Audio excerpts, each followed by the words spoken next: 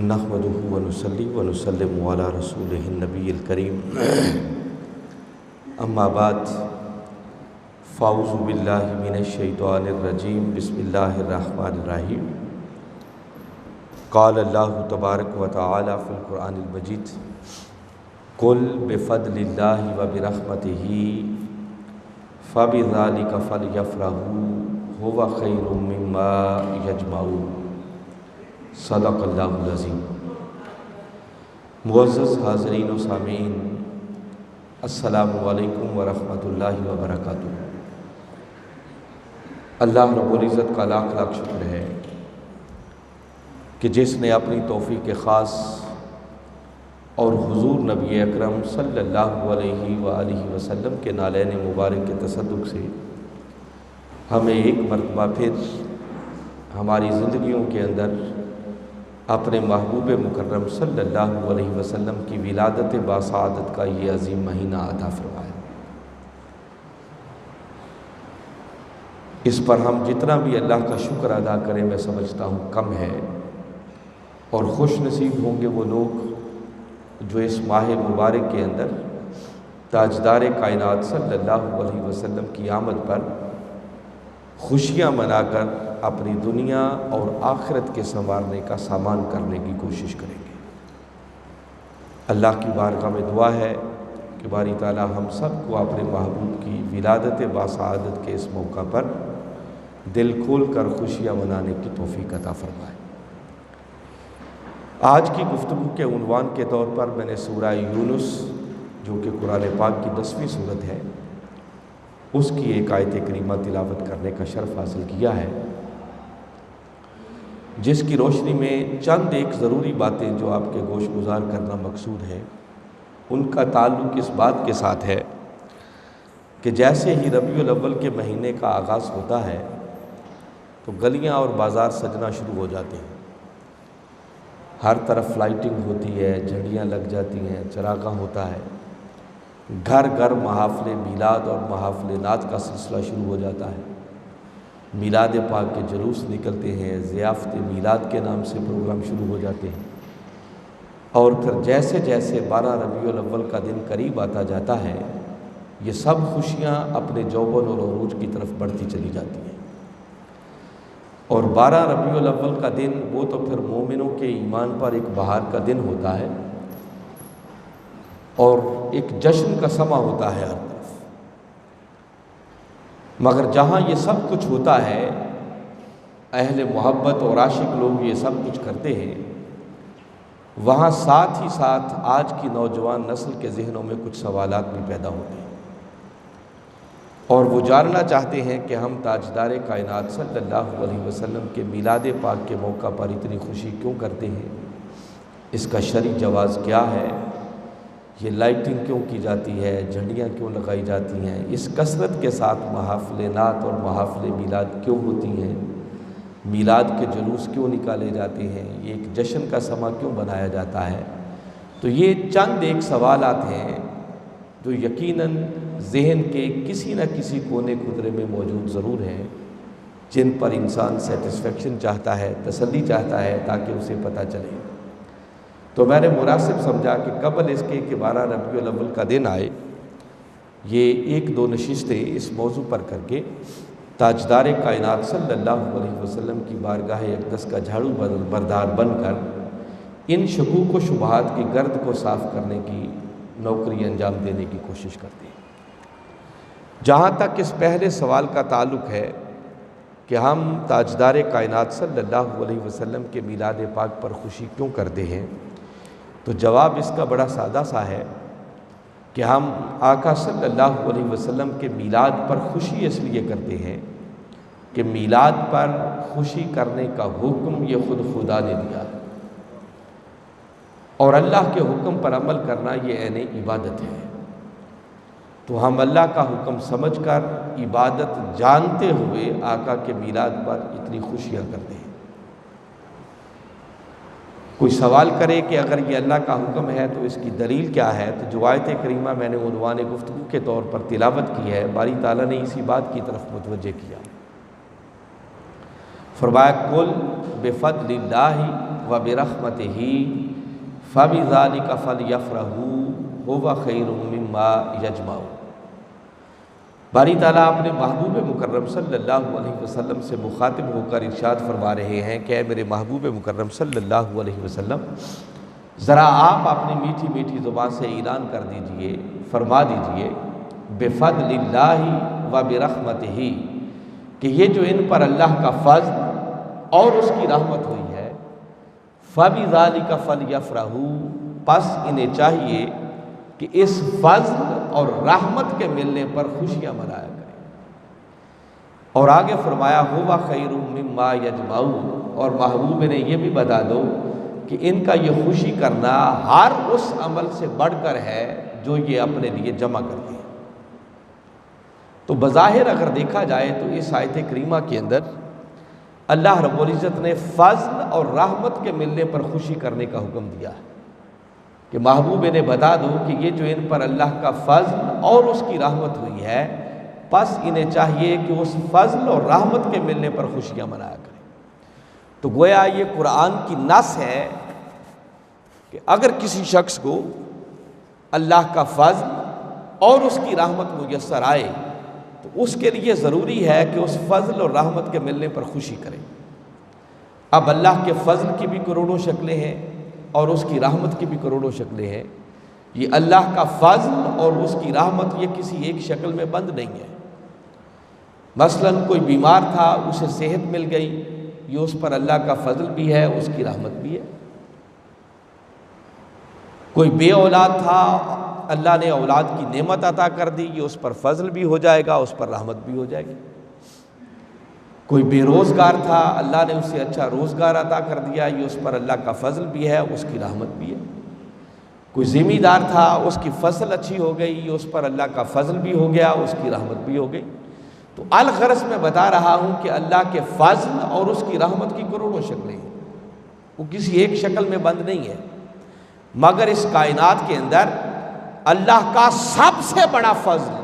وہ خود ذات محمد مصطفیٰ صلی اللہ علیہ وسلم ہے، اور اللہ کی سب سے بڑی رحمت وہ بھی وجود محمد مصطفیٰ صلی اللہ علیہ وسلم ہے۔ بلکہ حق اور سچ بات تو یہ ہے کہ کائنات کے اندر جس کو بھی اللہ کا فضل اور اس کی رحمت ملتی ہے وہ تو ملتی ہی مصطفیٰ کے قدموں کے صدقے سے ہے۔ تو حاضرین مکرم، جب عام فضل اور رحمت کے ملنے پر اللہ نے خوشیاں کرنے کا حکم دیا ہے تو وہ ہستی جو اللہ کا سب سے بڑا فضل بھی ہے، اس کی سب سے بڑی رحمت بھی ہے، اس ہستی کے مل جانے پر تو پھر بدرجہ اولا خوشیاں کرنے کا حکم ثابت ہو رہا ہے۔ تو گویا اس آیت کریمہ کے اندر باری تعالیٰ انڈائریکٹلی اپنے محبوب کی ولادت باسعادت کی شکل میں ملنے والے فضل اور رحمت پر خوشی کرنے کا حکم دے رہے ہیں۔ بعض لوگوں کا خیال یہ ہے کہ اس آیت سے پچھلی آیت میں چونکہ قرآن کا ذکر ہے اور باری تعالیٰ نے اسی تسلسل کو جاری رکھتے ہوئے اس آیت کریمہ میں فضل اور رحمت سے مراد اپنا قرآن لیا،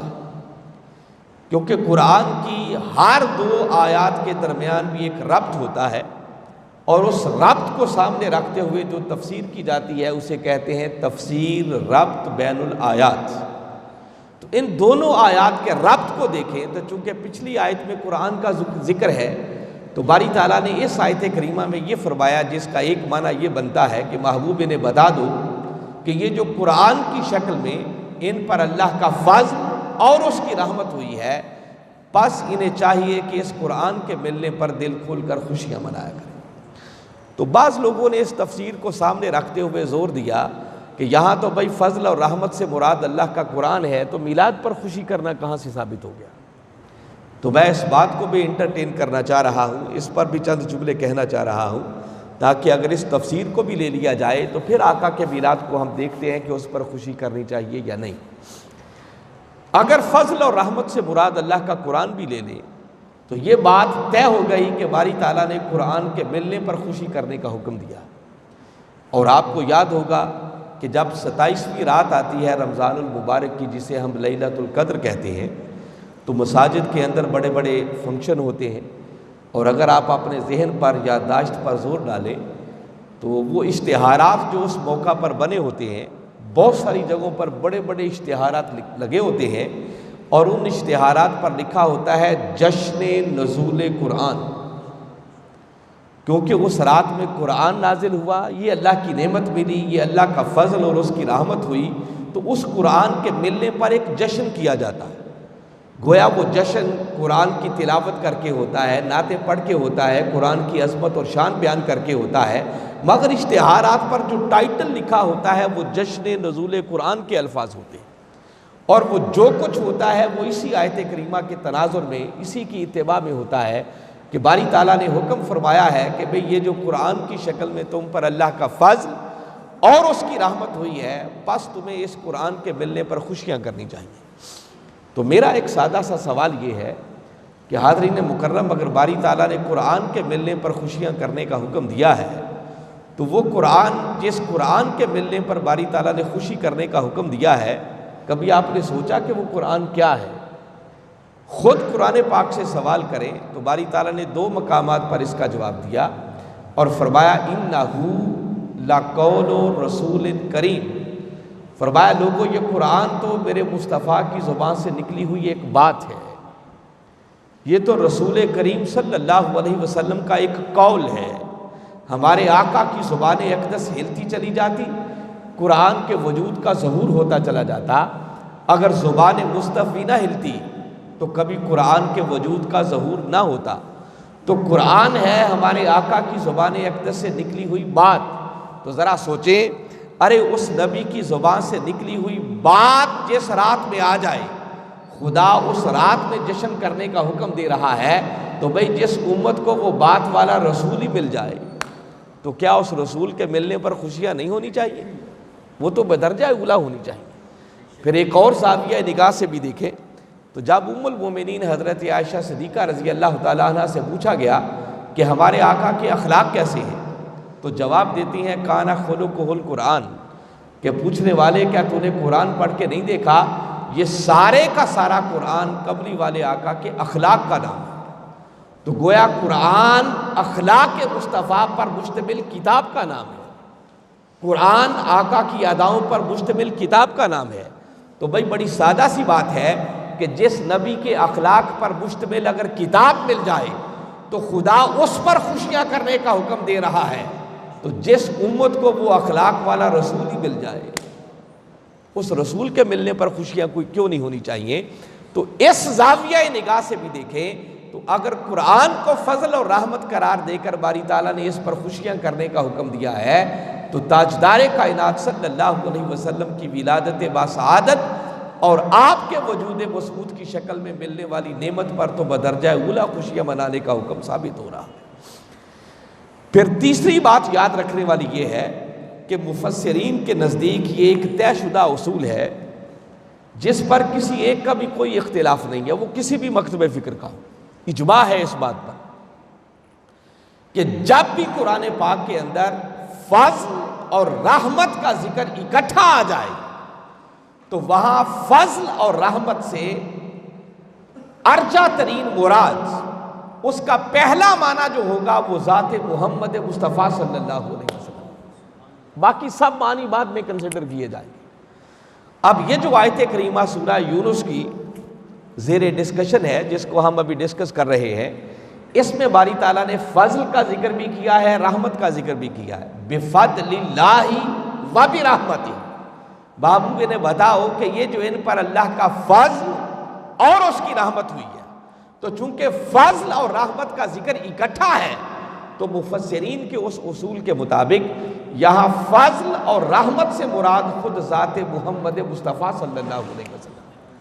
اگر آقا کی ذات مبارک سے مراد لے لیا جائے تو آیت کا معنی یہ بنتا ہے کہ باری تعالیٰ اپنے محبوب سے فرما رہے ہیں کہ اے میرے محبوب مکرم صلی اللہ علیہ وسلم، ذرا آپ اپنی میٹھی میٹھی زبان سے انہیں بتا دو، اعلان کر دو کہ یہ جو آپ کی ولادت باسعادت کی شکل میں، آپ کے وجود مسعود کی شکل میں، آپ کی آمد کی شکل میں ان پر اللہ کا فضل اور اس کی رحمت ہوئی ہے، پس انہیں چاہیے کہ آپ کی آمد پر دل کھول کر خوشیاں منایا کریں۔ تو گویا اس آیت کریمہ کے ذریعے باری تعالیٰ نے اپنے محبوب کی آمد پر، اپنے محبوب کی ولادت پر اور ان کی شکل میں ملنے والے فضل اور رحمت پر دل کھول کر خوشیاں کرنے کا حکم دیا ہے۔ اب جو ایک خاص بات بتانا چاہ رہا ہوں کہ اس موقع پر جتنے کوئی نوجوانوں کے ذہنوں میں سوالات ابھرتے ہیں، چونکہ بہت تفصیل میں جانے کا تو آج کی نشست میں ہمارے پاس وقت نہیں ہوگا، میں صرف انہی کلمات مقدسہ کی روشنی میں ایک بڑا اہم جواب دینا چاہ رہا ہوں تاکہ وہ سارے ہی سوالات کا جواب مل جائے۔ باری تعالیٰ نے اس موقع پر جو کلمات استعمال کیے ہیں وہ کلمات بڑے اہم ہیں۔ فرمایا فَلْيَفْرَحُوا، محبوب انہیں چاہیے کہ اس نعمت کے ملنے پر یہ خوشیاں کیا کریں۔ یفرحوا کا لفظ فرحت سے نکلا ہے اور فرحت کا معنی ہوتا ہے خوشی، تو باری تعالیٰ نے خوشی کرنے کا حکم دیا۔ حالانکہ اللہ کی ذات کوئی الفاظ کی محتاج نہیں ہے، باری تعالیٰ چاہتے تو فرما سکتے تھے فَلْيَعْبُدُوا، محبوب نے بتا دو کہ اس نعمت کے ملنے پر یہ میری عبادت کیا کریں۔ باری تعالیٰ فرما دیتے فَلْيَسْجُدُوا، محبوب نے بتاؤ کہ اس نعمت کے ملنے پر یہ شکرانے کے سجدے بجا لایا کریں۔ باری تعالیٰ چاہتے تو فرما سکتے تھے فَلْيُنْفِقُوا، محبوب نے چاہیے کہ اس نعمت کے ملنے پر یہ صدقہ و خیرات کیا کریں، غریبوں پر خرچ کیا کریں، مگر باری تعالیٰ نے کوئی ایسا حکم نہیں دیا، بلکہ فرمایا فَلْيَفْرَحُوا، محبوب وہ سارے کام اپنی جگہ پر بجا، مگر فَلْيَفْرَحُوا کا تقاضا یہ ہے کہ 12 ربیع الاول کا دن آئے، باقی سب کچھ کرے، مگر میرا دل ٹھنڈا تب ہوگا کہ میرے مصطفیٰ کی ولادت کا دن آئے، ہر طرف خوشیاں ہی خوشیاں نظر آنی چاہیے، مرجھائے ہوئے چہرے بھی کھل اٹھنے چاہیے، غمگین دلوں پر اور چہروں پر بھی مسکراہٹیں مچل جانی چاہیے۔ یہ فَلْيَفْرَحُوا کا اصل تقاضا بنتا ہے کہ 12 ربیع الاول کا دن آقا کی ولادت باسعادت کا دن آئے، جس دن اللہ نے اتنی عظیم نعمت ہمیں عطا فرمائی کہ جس نعمت کو عطا کر کے وہ خدا ہو کر بھی بندوں کو احسان جتلائے بغیر نہیں رہ سکا، اور فرمایا لَقَدْ مَنَّ اللَّهُ عَلَى الْمُؤْمِنِينَ إِذْ بَعَثَ فِيهِمْ رَسُولًا، فرمایا بے شک میں نے مومنوں پر بہت بڑا احسان کیا کہ میں نے انہیں اپنا محبوب ہی عطا کر دیا۔ تو فرمایا جس دن اتنی عظیم نعمت ملے، فَلْيَفْرَحُوا کا تقاضا یہ ہے کہ اس دن چہروں پر 12 نہیں بجے ہونے چاہیے، بلکہ ہر طرف خوشی ہو، انبساط ہو، ایک ہر غمگین چہرے پر بھی مسکراہٹیں مچل جائیں۔ تو گویا باری تعالیٰ نے فَلْيَفْرَحُوا فرما کر اپنے محبوب کی آمد پر اور ان کے وجود مسعود کی شکل میں ملنے والی نعمت پر خوشیاں کرنے کا حکم دیا۔ اب جو خاص بات ان کلمات کی روشنی میں کہنا چاہ رہا ہوں کہ یہ جو جتنے سوالات بسا اوقات ذہن میں آتے ہیں کہ ہم یہ جھنڈیاں کیوں لگاتے ہیں، لائٹنگ کیوں کرتے ہیں، محافل نعت کیوں کرتے ہیں، محافل میلاد کیوں کرتے ہیں، میلاد کے جلوس کیوں نکالتے ہیں، الغرض یہ کیوں والے جتنے سوالات ہیں، ان سارے سوالات کا جواب باری تعالیٰ نے اسی ایک لفظ فَلْيَفْرَحُوا کے اندر دے دیا۔ آپ کبھی غور کریں تو باری تعالیٰ نے یہ حکم تو دیا کہ فَلْيَفْرَحُوا، محبوب نے بتاؤ کہ اس نعمت کے ملنے پر انہیں دل کھول کر خوشیاں کرنی چاہیے، مگر باری تعالیٰ نے آگے خوشی کرنے کا کوئی اسپیسیفک طریقہ نہیں بتایا۔ اگر باری تعالیٰ کو ایک آدھ آگے طریقہ بھی منشن کر دیتے کہ خوشی یوں کرنی ہے تو یقیناً ہم سارے اسی ایک طریقے سے خوشی کرنے کے پابند ہو جاتے، کوئی دائیں بائیں سوچنے کی جسارت بھی نہ کرتا، مگر باری تعالیٰ نے فَلْيَفْرَحُوا فرما کر خوشیاں کرنے کا حکم تو دیا، مگر آگے کوئی ایک آدھ طریقہ بتا کر اس خوشی کو سیلیبریٹ کرنے کے طریقے کو محدود نہیں کیا، آگے بات کو اوپن چھوڑ دیا، بات کو کھلا چھوڑ دیا، جس سے پتہ یہ چل رہا ہے کہ منشاء الہی یہ ہے اور باری تعالیٰ سمجھانا یہ چاہ رہے ہیں، پیغام یہ پہنچانا چاہ رہے ہیں کہ لوگوں میرے محبوب کی ولادت باسعادت کا دن آئے، تمہارے ہاں، تمہارے علاقے میں، تمہارے رسم و رواج کے مطابق خوشی کرنے کا جو بھی جائز طریقہ ہو سکتا ہے، بس ایک بات ملحوظ خاطر رہے کہ وہ طریقہ ناجائز نہ ہو، وہ حرام کے زمرے میں نہ آتا ہو، اللہ اور اس کے رسول نے اس طریقے سے منع نہ کیا ہو۔ فرمایا اس ایک بات کو مد نظر رکھنا، باقی خوشی کرنے کا جو بھی جائز طریقہ ہو سکتا ہے تمہیں ہر اس طریقے سے میرے محبوب کے میلاد پر خوشی کرنے کی اجازت ہے۔ اللہ نے کوئی قدغن کوئی پابندی لگائی نہیں ہے، بس یوں سمجھے کہ وہ فرما رہا ہے کہ بابا جیسے تمہارا رانجھا راضی ہوتا ہے بس ویسے ہی کر لیا کرو، بس میرے مصطفیٰ کے میلاد پر خوشیاں ضرور کیا کرو۔ وہ فرمانا چاہ رہا ہے بھئی دیکھو، اگر کسی کا دل نوافل پڑھ کے خوش ہوتا ہے تو نفل پڑھ لیا کرے، کسی کا دل شکرانے کے سجدے کر کے خوش ہوتا ہے تو شکرانے کے سجدے کر لیا کرے، کسی کا دل صدقہ و خیرات کر کے خوش ہوتا ہے تو بھئی وہ صدقہ و خیرات کر لیا کرے، کسی کا دل جھنڈیاں لگا کے خوش ہوتا ہے تو بھئی وہ جھنڈیاں لگا لیا کرے، کسی کا دل لائٹنگ کر کے خوش ہوتا ہے تو وہ لائٹنگ کر لیا کرے، کسی کا دل میلاد کا جلسہ کر کے خوش ہوتا ہے تو بھئی وہ میلاد کا جلسہ کر لے، کسی کا دل میلاد کا جلوس نکال کے خوش ہوتا ہے تو بھئی وہ میلاد کا جلوس نکال لے، کسی کا دل ضیافت میلاد کا اہتمام کر کے خوش ہوتا ہے تو وہ ضیافت میلاد کا اہتمام کر لے، کسی کا دل مٹھائیاں بانٹ کر خوش ہوتا ہے تو بھئی وہ مٹھائیاں بانٹ لے۔ الغرض فل یفرحوا کے کلمات بتا رہے ہیں کہ اگر کوئی میلاد کے جلوس میں ڈھول کی تھاپ پر نعتوں کے ساتھ اونٹوں اور گھوڑوں کے رقص بھی کروائے تو شریعت اس سے بھی منع نہیں کرتی ہے۔ فل یفرحوا کے اندر اس بات کا بھی گنجائش موجود ہے، اور میں نے کئی دفعہ دیکھا ہے کہ بعض اوقات جب میلاد کے جلوس نکلتے ہیں تو ڈھول بھی بجتا ہے، لوگ نعتیں بھی پڑھ رہے ہوتے ہیں دف کے ساتھ، اور پھر وہاں اونٹوں اور گھوڑوں کے رقص بھی ہو رہے ہوتے ہیں۔ تو میں نے تو جب وہ دیکھا تو میرے دل سے ایک آواز نکلی کہ آج یہ گھوڑے بھی اپنی قسمت پر رقص کر رہے ہوں گے کہ معلوم نہیں ہمیں کہاں کہاں نچایا جاتا رہا، مگر آج اس محبوب کی آمد پر رقص کرنے کا موقع مل رہا ہے جس محبوب کے صدقے اللہ نے ہمیں بھی وجود عطا کر رکھا ہے۔ تو فل یفرحوا، بس ناجائز طریقہ نہیں ہونا چاہیے، باقی فرمایا تمہارے ہاں خوشی کرنے کا جو بھی جائز طریقہ ہے ہر اس طریقے کے ساتھ تمہیں میرے محبوب کے میلاد پر خوشیاں کرنے کی اجازت ہے۔ ہمارے بیٹوں کی شادیاں ہو جائیں، کوئی اور خوشی کا موقع ہو جائے، ہم لائٹنگ بھی کریں، جھنڈیاں بھی لگائیں، مٹھائیاں بھی بانٹیں، اونٹوں اور گھوڑوں کے رقص بھی کروائیں، ڈھول بھی بجائیں، کوئی فتویٰ یاد نہ آئے، اور کملی والے آقا کے میلاد کا دن آ جائے دل فتوے ڈھونڈتا پھرے تو یاد رکھے بات فتوے کی نہیں ہے، فتویٰ وہی تلاش کرتا پھرتا ہے جس کا دل در حقیقت عشق مصطفیٰ سے خالی ہے۔ اگر دل میں کملی والے آقا کی محبت اور عشق موجود ہو تو عشق تو بہانے تلاش کرتا ہے کہ یار کا ذکر کرنا کیسے ہے۔ اس لیے حاضرین مکرم، چونکہ آئندہ جمعہ ہمارا 12 ربیع الاول کے دن آ رہا ہے، 12 ربیع الاول کی رات اس سے پہلے گزر چکی ہوگی، اور میں بتا چکا ہوں کہ یہ 12 ربیع الاول کی رات کروڑ لیلۃ القدر جیسی راتیں بھی اکٹھی ہو جائیں تو اس آقا کی شب میلاد کا مقابلہ نہیں کر سکتی۔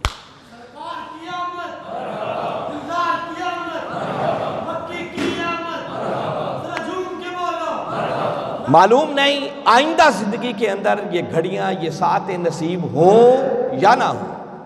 انہیں غنیمت جانتے ہوئے آقا کے میلاد پاک پر دل کھول کر خوشیوں کا اظہار کر کے اپنی دنیا اور آخرت کو سنوارنے کی کوشش کریں۔ الحمدللہ 1 ربیع الاول سے ہی ہمارے مرکز منہاج القرآن پر باقاعدہ ضیافت میلاد کے نام سے ہر شام پروگرام ہو رہا ہے۔ اگر کسی کو موقع ملے تو رات کو آ کر دیکھے کہ پورا مرکز اور یہ گلی کس طرح دلہن کی طرح سج چکی ہے، اور انشاءاللہ جیسے جیسے 12 ربیع الاول کا دن قریب آ رہا ہے یہ خوشیاں اپنے جوبن کی طرف بڑھتی چلی جا رہی ہیں،